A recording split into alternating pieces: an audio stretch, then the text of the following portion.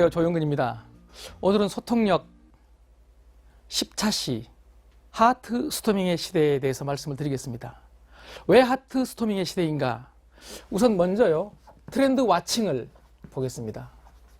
자, 우리 다 아는 거지만은요, 일반적으로 1955년부터 63년 사이에 태어난 사람들을 우리는 베이비 부머라고 하죠.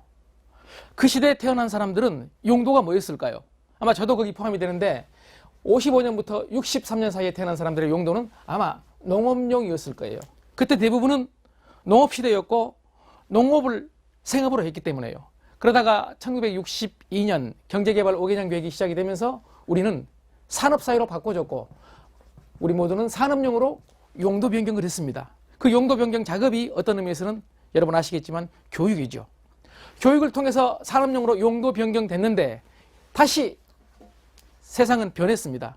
그래서 1997년 우리한테 몰아닥친 IMF, 여러분 그때를 기준으로 해서 많은 전문가들은 그전은 산업사회고 그 다음은 정보 지식사회다 이렇게 얘기를 하고 있습니다. 그러니까 우리는 다시 정보 지식용으로 용도 변경을 해야 되는 상황에 와 있다 그런 얘기예요. 지금 아마 여러분들은 산업용에서 정보 지식용으로 용도가 바꿔지셨는지요? 자, 농업용, 산업용, 정보 지식용 나름대로 알기 쉽게 풀이를 해봤습니다. 여러분, 그럼 농업시대의 핵심 키워드가 뭘까요? 여러분 잘 아시는 미래학자 엘빈 토플러는 농업시대에 가장 중요한 것은 growing, 즉 재배라고 부릅니다. 재배. 산업시대 가장 중요한 건 여러분 making, 제조입니다. 그리고 정보지식사회에 가장 중요한 것은 토플러는 serving, 서비스라고 부릅니다.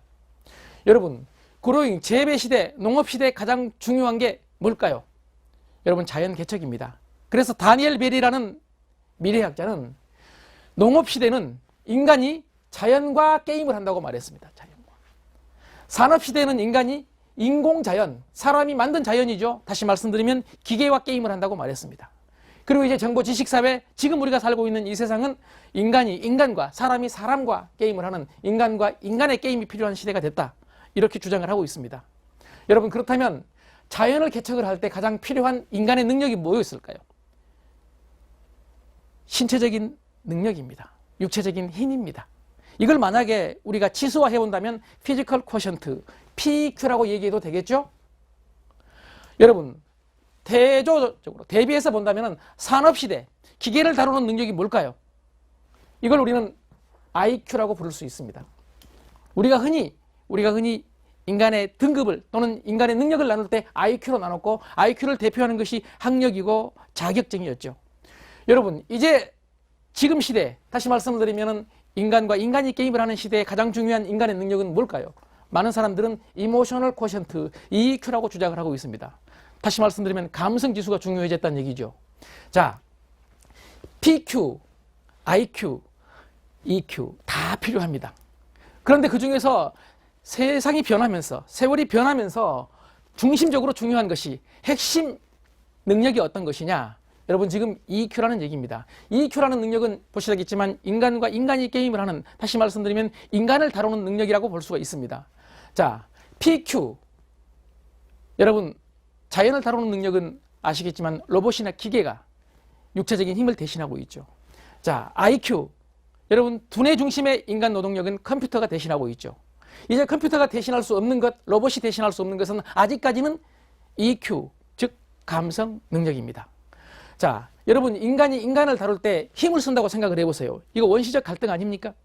만약에 인간이 인간을 다룰 때 머리만 쓴다면 끊임없는 갈등이 연출되지 않겠습니까? 여러분 인간이 인간을 다룰 때는 마음, 상호 마음작용에 의해서 인간과 인간이 갈등을 해결할 수 있어야 된다고 봅니다. 자, 이렇게 세상은 변했습니다. 그래서 이제 인간이 인간을 다루는 능력인 EQ가 중요한 시대가 됐습니다. 그럼 여러분 두 번째예요. 지금의 상황을 보도록 합시다. 지금 우리 상황은 과연 EQ 능력이 충분한지, 그리고 인간과 인간이 갈등을 해소하는 소위 감성 능력이 충분한지 한번 보도록 합시다. 여러분 현재의 상황을 한번 살펴보기 위해서 좋은 지표가 하나 있습니다. 학업 성취도 국제 비교라는 게 있습니다. 2012년에 나온 평가인데 36개국을 비교했어요. 그런데 여러분 이 36개국을 비교한 결과 흔히 우리가 말하는 IQ를 대표한다고 볼 수 있는 지적 능력은 우리 청소년들이 36개국 중에서 2등입니다. 최우수입니다. 그런데 여러분, EQ를 대표한다고 볼 수 있는 사회적 상호작용 능력은 36개국 중에서 35등이었습니다. 다시 말씀드리면 인간관계 능력, 소통 능력, 함께 살아가는 능력은 아직 최하위 수준이다. 비교 대상국 중에서. 여러분, 이걸 의미합니다. 여러분, 미국의 작가 윌리엄 펠퍼스는 인간의 능력 중에서 가장 위대한 게 더불어 사는 능력이라고 했습니다. 그런데 우리 지금 상황은 더불어 사는 능력이 지금 어때요?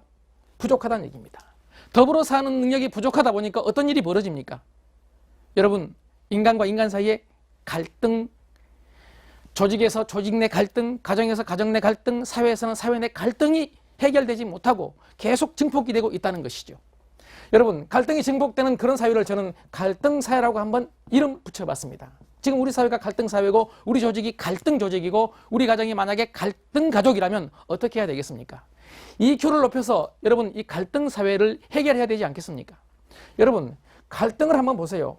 갈등이 해결되지 못할 경우에 가정 내에서는 가정 파괴 또는 이혼율 증가로 나타나고 직장 내에서는 이직률이 증가한다든지 생산성이 낮아진다든지 그런 마이너스 결과가 나옵니다. 그리고 여러분 아시겠지만 사회 갈등 문제는 어떻게 발생합니까?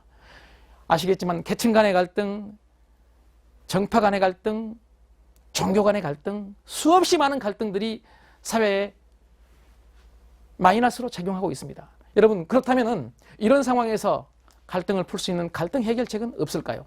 그래서 세 번째 솔루션, 즉 해결책을 한번 찾아보도록 하겠습니다. 여러분이 학습 과정에서 많이 살펴봤겠지만 해결책으로 제가 여러분한테 제안하고 싶은 게 두 가지입니다. 여러분, 첫째는 EQ 능력, 다시 말해서 감성 능력을 키우자. EQ 능력인 감성 능력을 키우자고 제안해 봅니다. 그럼 여러분, 감성 능력은 뭘까요? 데니얼 골먼이라는 친구는 감성 능력에 대해서 EQ라는 책에서 아주 자세히 설명하고 있습니다. 저는 여러분 더 쉽게 접근해 보겠습니다. 자, 감성 능력이라는 것은 쉽게 표현하자면은 우선 나의 감정을요, 내 스스로가 인식하는 것입니다. 내 감정이 얼마나 나한테 큰 영향을 미치고 상대한테 그리고 우리 조직에 큰 영향을 미치는 것인지 여러분 감정을 인식하는 거고, 그 다음에는 여러분 인식된 감정을 조절하는 것입니다. 여러분 감정을 조절하고 감정을 통제하고, 이걸 저는 감정 관리라고 부르고, 이 감정 관리가 결국은 자기 관리의 핵심이 될 수 있습니다. 두 번째는요, 나의 감정의 다음으로 너의 감정입니다. 상대의 감정을 이해하는 것입니다. 나의 감정이 얼마나 큰 영향력을 미치는지 인식한 다음에는 상대의 감정이 여러분 어떤 것인지를 이해해야 됩니다. 내 마음에 들지 않아도, 내 생각과 달라도 그 상대의 현재의 감정을 이해하면은 여러분 우리는 상대를 수용할 수 있습니다. 이 상대를 수용하는 것이 여러분 잘 아시는 감성 능력입니다. 이 감성 능력이 만들어내는 것이 여러분 관계 회복입니다. 여러분 감성 능력에 따라서 여러분 갈등이 해소되는 소위 관계 능력, 사회적인 관계 능력이 창출된다는 얘기입니다. 자, 두 번째로는요, 감성과 비슷한 얘기지만은 정서적인 지지 기술, 이건 제가 능력이라고 표시 않고 기술이라고 표시해 봤습니다. 정서적인 지지 기술을 익히는 것입니다. 여러분, 정서적인 지지 기술은 뭘까요? 예를 들어 보겠습니다. 문제가 발생합니다. 이 문제가 발생하면 우리는 어떻게 합니까? 일반적으로 문제는 해결돼야 될 대상으로 봅니다. 그래서 문제를 해결하려고 봅니다. 여러분 쉽게 해결됐습니까? 여러분 먼저 문제를 해결하기 전에 문제에 대해서 그 문제를 인정해주는, 문제를 인정해주는 것이 선행돼야 된다고 봅니다. 예를 들어 보겠습니다. 여러분 주변에서요. 아니 뭐 결혼하신 분은 여러분 부인이나 여러분 남편이 이렇게 말할 수 있습니다. 아, 나 오늘 피곤한데, 이럴 수 있습니다. 상대가 피곤한데 이렇게 말할 때 우리는 문제를 해결하고 싶어요. 그래서 왜 피곤할 짓을 했느냐고, 그 일 그만두라고 여러분 우리는 문제를 이렇게 해결하려고 애를 씁니다. 그때 여러분 피곤한데 했던 사람이 그 얘기를 듣고 아 그랬구나, 그만두면 되겠구나, 여러분 이렇게 반응합니까? 여러분 그런데 생각해 보세요. 상대가 아 나 좀 피곤한데 할 때 아주 간단합니다. 정서적 지지, 이모셔널 서포트 기술을 이용해 보겠습니다. 좀 피곤하겠구나. 여러분 상대의 감정을 제정신 돌아오게 하는데 도움이 되지 않겠습니까? 상대가 나 힘들어 할 때요. 왜 힘들 짓을 하느냐보다는 아, 힘들겠구나. 여러분, 이런 정서적인 지지 기술을 익히면은요, 직장 내에서, 가정 내에서, 사회 내에서 여러분 갈등을 해결할 수 있는 좋은 분위기가 형성되지 않겠습니까? 여러분, 정서와 감정으로 분위기를 먼저 만들어 놓고 그 다음에 이성적인 메시지를 통해서 해결을 해야 됩니다. 해결책은 그 다음에 나오는 것입니다. 다시 말씀드리면 관계가 만들어진 다음에, 정서로 관계를 만든 다음에 그 다음에 해결책을 제시하자는 얘기입니다. 그런 의미에서 저는 여러분한테 해결책으로서, 다시 말씀드리면 하트 스토밍 시대에 관계가 단절됐고 갈등 사회인데, 이 갈등 사회의 해결책으로 크게 두 가지 감성 능력을 키우자, 정서적인 지지 기술을 익히자. 하나는 능력이고 하나는 기술이었습니다. 두 가지를 말씀을 드리면서 여러분, 오늘 이 시간을 마치겠습니다. 정서적으로 성숙한 사람들이 우리 모두 되기를 기대합니다. 감사합니다.